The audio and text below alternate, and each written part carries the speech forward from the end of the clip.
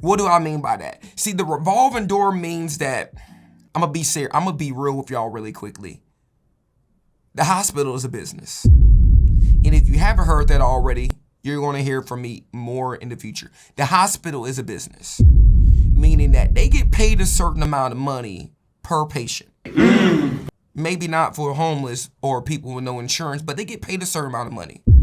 And sometimes, regardless of the length of stay, they may not get paid more money, meaning that whether they stay 3 days, 5 days, 6 days, they may be getting paid the same amount. You're welcome, you're welcome. Here's another glimpse in the life of Mr. Seldom. On a mission to heaven so he can tell me well done. He got all my secrets, he promised he never tell none. You're welcome, there's no other feeling like it. What's good, everyone? It's Jamal Haki, channel dedicated to helping individuals unlock the will to conquer imagination. And if you truly believe in self, as well as the content being posted here on this channel, then we can indeed help turn the you that's you into something that's more valuable. Now, if you locked into the video and you see the title of it, we're going to be discussing the top 3 things that I love and enjoy about being a psychiatric mental health registered nurse. Now, I do believe it's important for us, or for me, to throw out this disclaimer really quickly, to really break down what in the world is a mental health nurse. When you think of nursing, typically you may be thinking of caring for someone's medical needs. You may be thinking of a medical hospital. Understandable. For the people who may not be nurses or in nursing school, or maybe you're looking at something to get into, the difference between a regular nurse and a mental health nurse is that when it comes to a regular nurse, they're typically caring for someone's medical needs. You know, they're still providing the administration of medication. Maybe they're doing some things pertaining to IVs. You know, you got your IVs involved and stuff like that. They're probably the IV drips, you name it. Probably doing a lot more not only IM shots, but IV related shots. The drawing up of blood and things of that nature, right? They're doing things in that category, right? And still caring for someone within their scope of practice. But you see, me on my end, as a mental health registered nurse, I don't do none of that. Huh? I don't draw up any blood. Nope. I ain't sticking people in terms of IV related. Nope. However, I do occasionally get to stabbing a couple of people when I gotta give them a flu shot, pneumococcal shot, things of that nature, right? But other than that, man, the only thing that connects me to a medical regular schmegler nurse is that I'm administering medications that's prescribed to them based off what the doctor, the PA, or the NP has started for the patient. That's about it. Oh, is that so? So what makes a mental health nurse a mental health nurse? Well, think about it. The mental. We're caring for a patient's need based off of their mental, their acute need based off their mental state of mind at that moment. For example, you have some people that come into the facility with depression, anxiety, right? Major depressive disorder, single episode, or recurrent, severe without psychotic features, or with psychotic features. You have someone that has general anxiety disorder, things of that nature. Or you can go to a higher acuity where now you're dealing with, let's say, for instance, people with schizoaffective disorder, or people with schizophrenia, people with bipolar, type 1, type 2, things of that nature. People who are actively having delusions and paranoia and hallucinating audio and visual, seeing demons and zombies crawling up behind you. We could go really deep into this stuff, but we're caring for those particular people, right? Even going to the geriatric people that suffer with mental illness, where you have people that got the dementia, right? Their cognitive impairment, right? You're getting into that category. So mental health is pretty big. As a matter of fact, if you haven't known this already, mental illness is one of the highest percentage-wise in terms of the people with diagnosable illnesses. if that makes sense, okay? So, you think about heart disease, you think about obesity, you think about all these different things, but sometimes we don't really think about mental health and how many individuals are actually suffering with this. As a matter of fact, think about the number of people who have not yet went to a hospital or have yet to go see a professional that have not yet been diagnosed. You see where I'm going with this? So mental health really is one of the largest things that people are suffering with. And that's the area that I'm working in. And I am blessed to say that. So what exactly makes me love this? Okay, so we're gonna go ahead and dive into the top 3 things that I love and enjoy about being a psychiatric mental health nurse. Let's go ahead and get started with this really quickly. So the first thing I love about being a psychiatric mental health registered nurse is direct communication and hands-on interactions with patients. Let me explain that really quickly. So when it comes to being a regular schmegler-degler nurse, and I'm saying that purposely, you're caring for a patient that is essentially connected to their hospital bed. They're injured, maybe they coming off of, they had some surgery, post-op, you name it, but they in the bed, chilling on bed rest. Maybe you gotta make sure that you provide some education that you're shifting the body every 2 hours to prevent, pressure injuries, you know what I'm saying? You don't wanna ruin that skin, don't wanna have ulcers, you name it, right? Pressure injuries. So that's what the regular schmegler-degler nurse is dealing with, right? The patient is glued to the bed, essentially. Occasionally, they may get out, they got to use the bathroom, or they may just use the bathroom in the bed. I ain't got to deal with that. Hell no! See, when I have direct communication and hands-on interaction with my patients, you see, I don't have to walk to my patients to give them medications. They walk to me. You see, the difference is they just suffering mentally. They're not necessarily suffering, some of the time, not all the time, but some of the time, they're not suffering physically. So they can physically get their butts up and walk to me, and I'm able to provide their medications to them, or I'm able to provide some type of interaction or communication with them, maybe some education, you name it. And that's a lovely experience for me, because you see me, I'm not somebody that just like sitting around. Nope.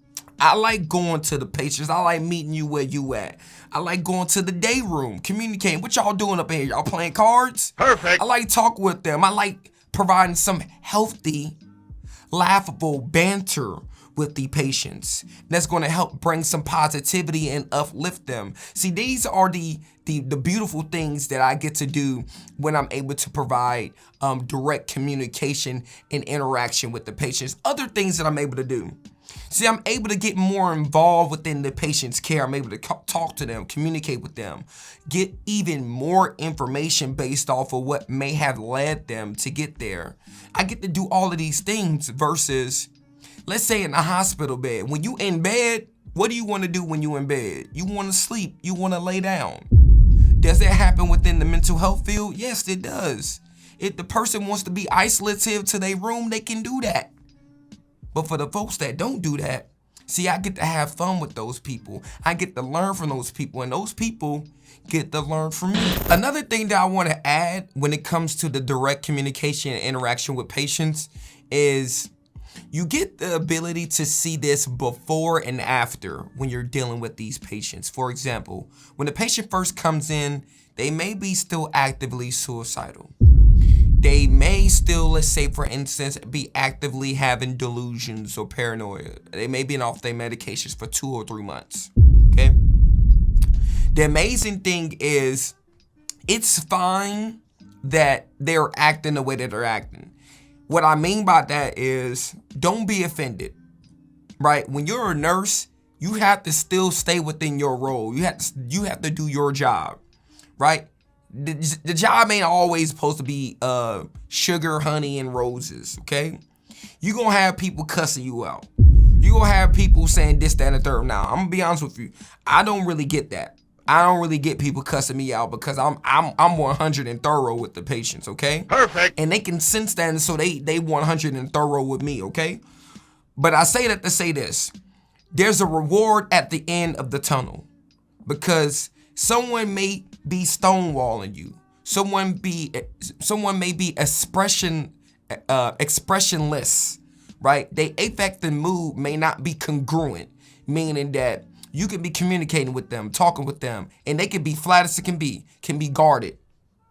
But eventually, by the end of it, when they're discharging and they know they're no longer going to be within your presence, sometimes you're going to be rewarded with notes.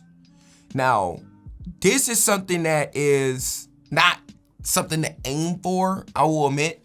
However, it give proper indication as to the impact that you had in that individual's plan of care, that individual's length of stay, meaning that there was something that you did for that person that stood out to them, that was able to resonate within them. And if you're able to do that, come on now, what else you think you can do? That's one of the things why you love mental health right there, the direct communication and interaction with patient care. Oh! The second thing that I love about being a psychiatric mental health registered nurse, integrating strategies, skills, techniques that I've learned outside of the hospital into a patient's treatment plan. This essentially can be boiled down to continual education to better provide holistic care for patients. What exactly do I mean by that? You see, one of the things that you have to do as a nurse regardless is continual education. It comes in the form of, at least in my company, in the form of health streams. However, I'm not referring to that kind of continual education. I'm referring to this kind of continuing education, okay? And if you're wondering, the books that I held up just now, the first one is The Power of Awareness by Neville Goddard. What? Look, I'm gonna be honest, I'm butchering his name, but you can see it right there. Another book that I'm currently reading that's super duper powerful, that I'm this close to finishing, is The Power of the Subconscious Mind. This is the deluxe edition by Joseph Murphy. This book right here is fire, and I'm gonna get to talking about this in a second, okay? Perfect. And then the last book I'm gonna mention, this is a absolute must read. I don't care what industry you're in. It's How to Win Friends and Influence People by Dale Carnegie. This book right here. All right, let's get to talking really quickly. So when you're integrating these strategies, these skills, these techniques in terms of helping the individual that you're caring for, this is going to help your interviewing skills. This is going to help your ability to be able to relate and connect with the individual. Okay? This is also going to be able to help your ability to be able to teach the patients so that they no longer be in this what we call the revolving door situation. What do I mean by that? See, the revolving door means that, I'm gonna be serious, I'm gonna be real with y'all really quickly. The hospital is a business. And if you haven't heard that already, you're gonna hear from me more in the future. The hospital is a business, meaning that they get paid a certain amount of money per patient. Maybe not for homeless or people with no insurance, but they get paid a certain amount of money. And sometimes, regardless of the length of stay, they may not get paid more money, meaning that whether they stay 3 days, 5 days, 6 days, they may be getting paid the same amount. Hospitals, in terms of where I'm at, is meant to be acute care. Not long-term, but acute care.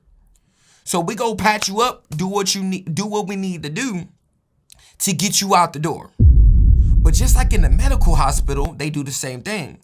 And what do you think the issue is with that? Someone can be patched up too quickly, not healed completely. They leave, they're still hurt, and they end up coming back in the hospital. We don't necessarily advocate for the patient doing that or being in the situation. However, the hospital, not the nurses, not the staff, but the hospital, the business, the corporation benefits from that because it's a readmission. You see where they going with that? Okay.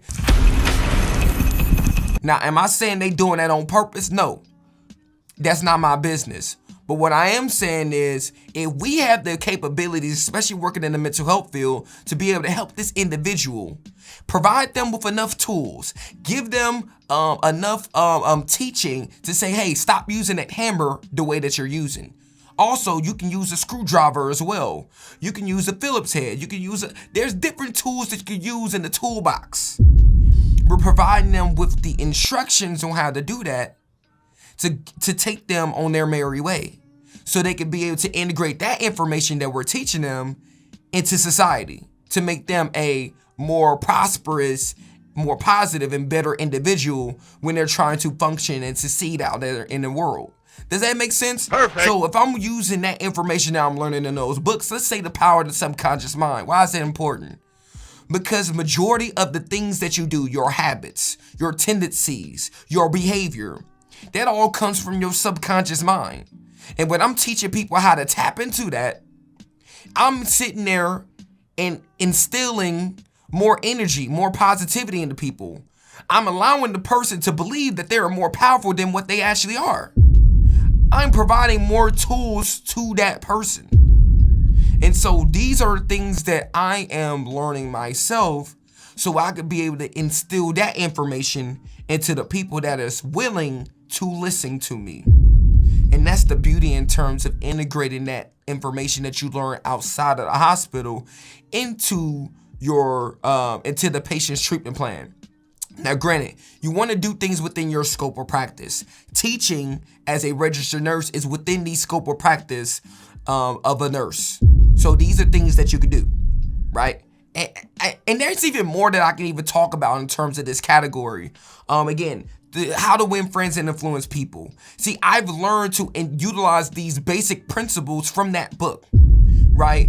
Being genuinely, truthfully honest with people. You know, there's so many different principles from that book. I can start listing them. I have them all saved in my phone right here because I thoroughly took notes when reading that book, and it has tremendously changed how I care for patients and how I even communicate with people outside of where I work, okay? And even the power of awareness. Letting people and teaching people that, you know, when it comes to you becoming more aware, tapping into this thing called thoughts, feelings, actions. I don't want to give y'all too much because there's a course that I'm going to be making very soon. But your thoughts, feelings, actions, all of these things are connected to each other. You want to be able to have more positive and better actions. You have to give more control over your thoughts and feelings, because these are things that's going to shoehorn and control the actions that you're doing. Your thoughts and your feelings is connected to your subconscious. And if you don't have a better grasp of your subconscious, then you are going to continuously fall into the same things that you've been doing. So these are things that I've been teaching people and empowering people. And that's one of the top 3 things that I love about being a psychiatric mental health registered nurse. And so this is the third and final thing that I love about being a psychiatric mental health nurse. It is learning about patients' precipitating factors that led to their admission.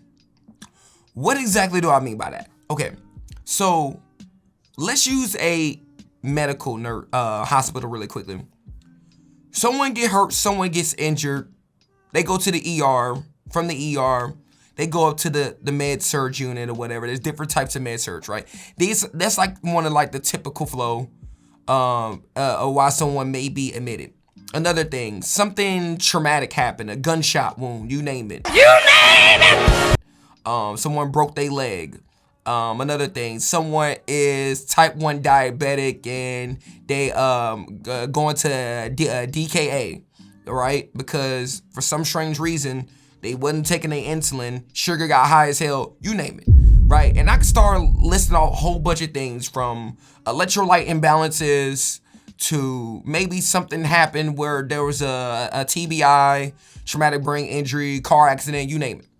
But they ended up landing within the medical hospital, right? And so those stories, to me, I hear about those quite often, and they can be compelling based off of what the degree of severity of the issue. Here's the thing with mental health.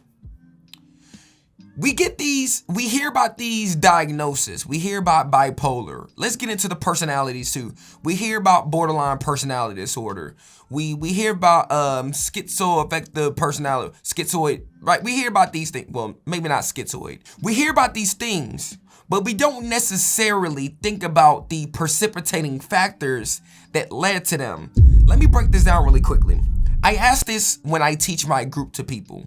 I said, which do you think is better or worse, right? Which do you think is the better out of the two? Is it better for someone to say, I am depressed, or I am feeling depressed? Think about that for a second. Leave something in the comment section if you truly are rocking and listen to me. Which one do you think is better? Here's the answer. It is better for someone to say, I am feeling depressed. I'm going to explain this really quickly. The moment you say, I am, that represents a state, right? That represents your identity, right? When people say, I am human, you're not saying that you're human on Tuesday and then on Wednesday you're a pet iguana. Nope. No, you're not doing that. You're human 24/7. When you say things like, I am beautiful, you're not saying that you're beautiful at that moment. To some degree, you're saying you're beautiful. You believe that you're beautiful all the time. See, on the flip side, watch how this works. When you say, I am worthless, that resonates. And just like with my number 2 reason in terms of why I love mental health, the subconscious mind is super important.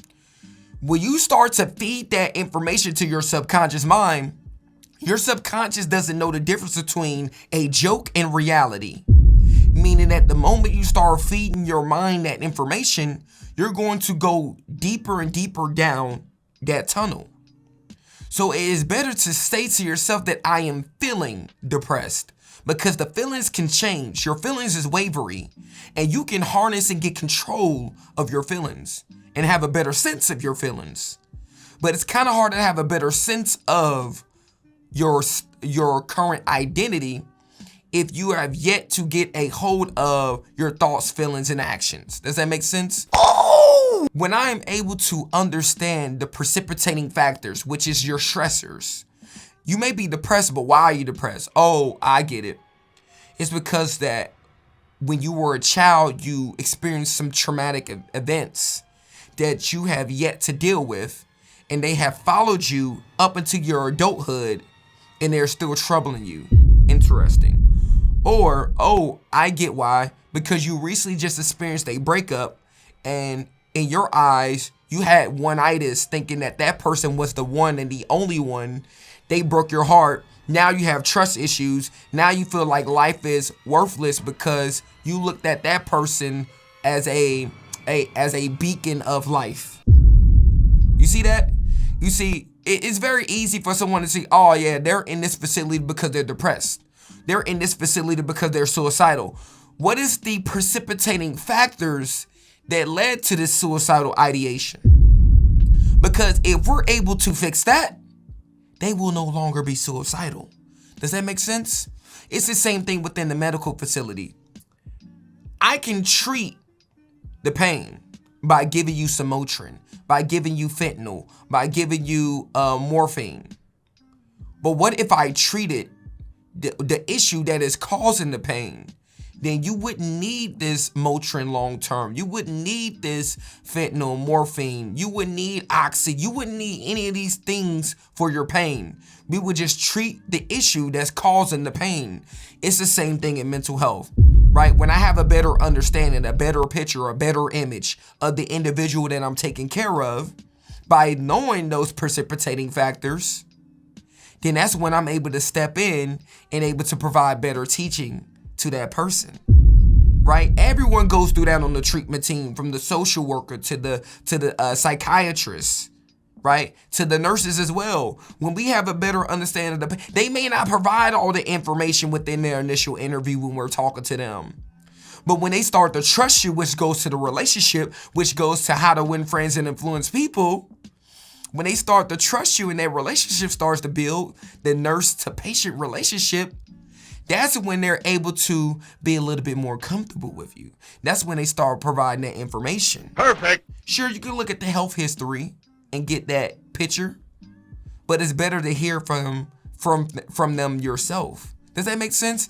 These are the top 3 things why I love being a psychiatric mental health nurse. All right, that's it for the video, man. If you like what you're seeing right here, make sure you like, comment, subscribe. Do all the good stuff. Hit the bell to be notified. Until then, I look forward to talking to you guys on the next video. And if you want to hear more videos like this, you already know what to do, man. It's your boy Jamal Haki. And peace out. Tell them if they looking for me, they know where to find me. Put the pressure on them, watch them fall like origami. Ran up with